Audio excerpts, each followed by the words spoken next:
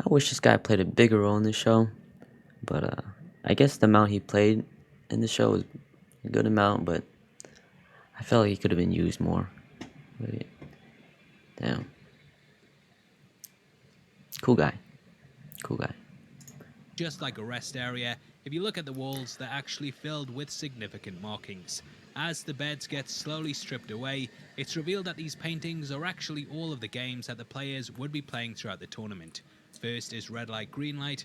There's also the honeycomb game, tug of war, the glass hopping one, the three at the table, and lastly the titular Squid game.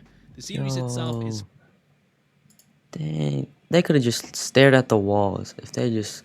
Okay, so if they look... where's red light, green light?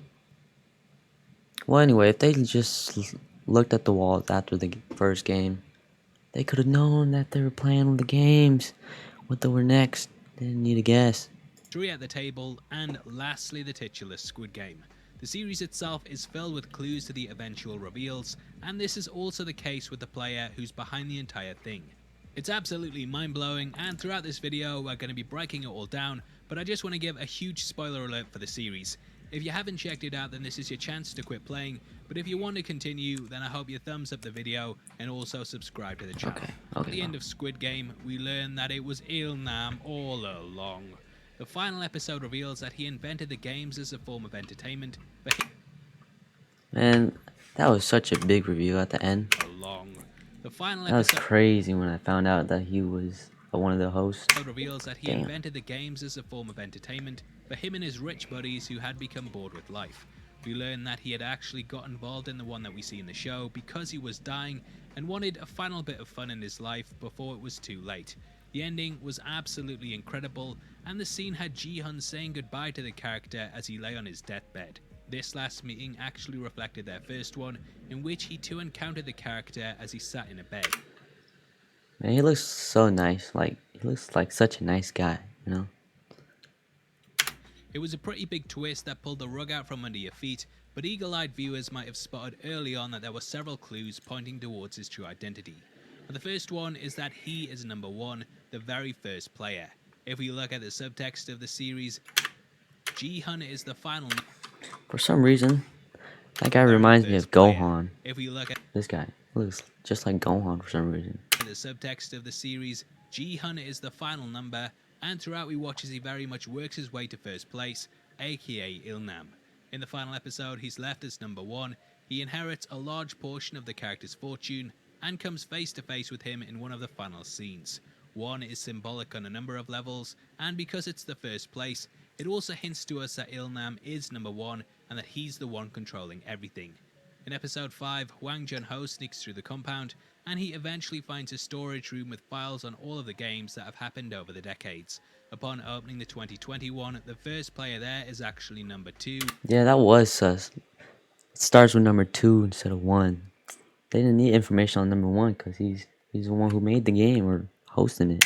And Ilnam's profile is completely missing. There is no file for number 1 because he doesn't need or want to keep a record for himself. The other players in the game also somewhat hint towards us that something is off with Ilnam, and though it's not too obvious, when you really think about it, he wouldn't be someone that would be selected for the process. Everyone else in the Squid Game is roughly the same age, whereas he's extremely elderly. He's also dying of a brain tumor, and thus even if he did win the life-changing money, it wouldn't last that long. Though he gives his reasons as to why he wants it, from what we know about the games and the players that have been selected in the past, they're all roughly between 20 and 40, and he's a complete outlier in all of this. Now the games themselves are also major giveaways too. Throughout the series we watched as he said they were all things that he'd played as a child, and in retrospect it becomes blatantly obvious that he selected them himself because they're what he knows. On repeat viewings, it's clear that each of them are something that he not only played as a kid, but they're also things that he's very, very good at. Now the first thing they play is red light, green light.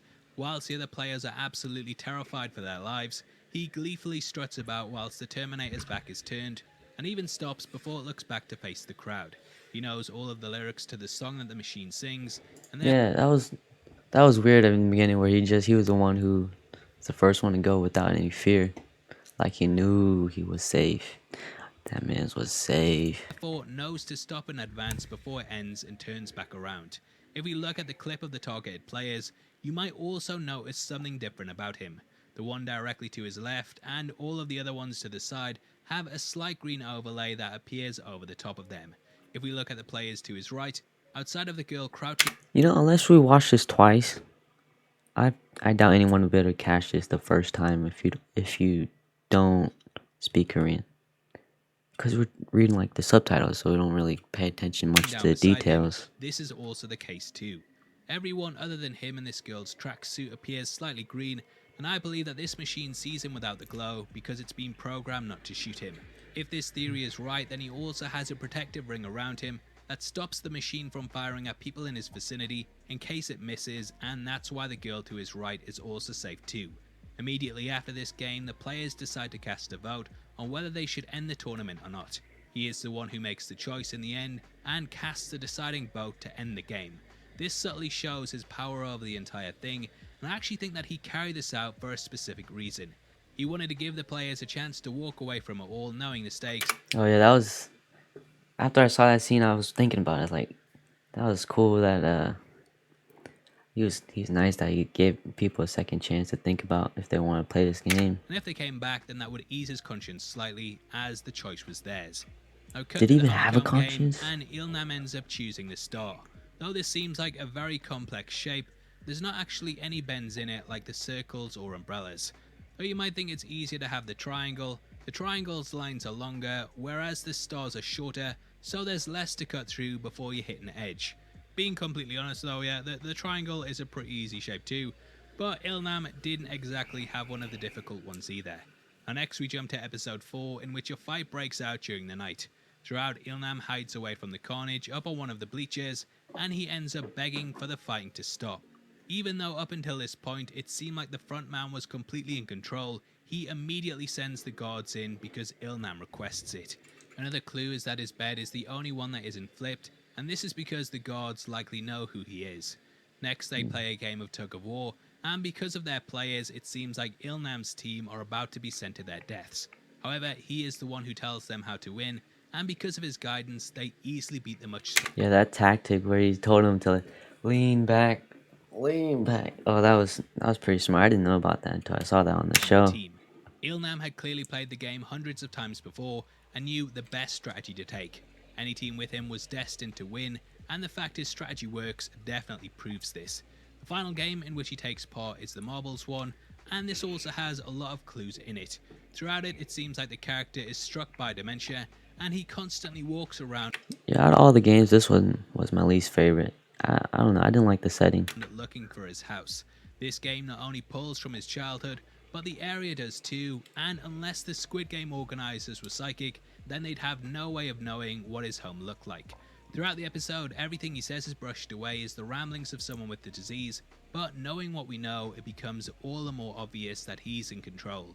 In the end, he seems to find his home, and personally, I believe that this is a perfect recreation of it. He's giving the game away because throughout the entire season, he's letting us know that all of the challenges and environments are based on things from his life. He lets Ji-hun win, and the character is then seemingly killed off camera, but we know that isn't the case. If we look closely at the gate that Ji-hun has just walked out of, we can see that he's no longer I know a lot of people cried during that scene, but I don't know. Part of me felt like he didn't die for some reason, so I couldn't cry. there, and though the rest of the court is filled with bodies, his is completely And I was missing. right. Now, knowing what we know, a question you may have is why did Ilnam end up leaving the game at this point when he was still invested in playing? Well, the next game is the Deadly Hopscotch one, and this is by far the most unpredictable of the lot.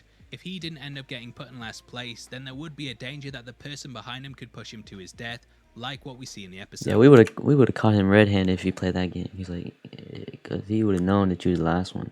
We would have ran to it first. There's also the possibility that due to his brain tumor, he may have forgotten along the way which glass to step on, and he simply couldn't risk it. Now that is of course a theory, but overall, going back and knowing what we know, I actually think the series becomes better on a second watch.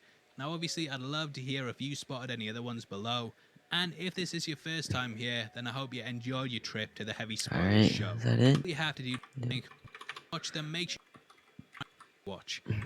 Overall, going back and knowing what we know, I actually think the series becomes better on a second watch. Now, obviously, I'd love to hear if you spotted any other ones below, and if this is your watch. Now, obviously, This scenes or should remind people, be kind to others. Be kind. Well, alright, y'all. This one's done. So, let's see. Alright, I'll see you on the next one.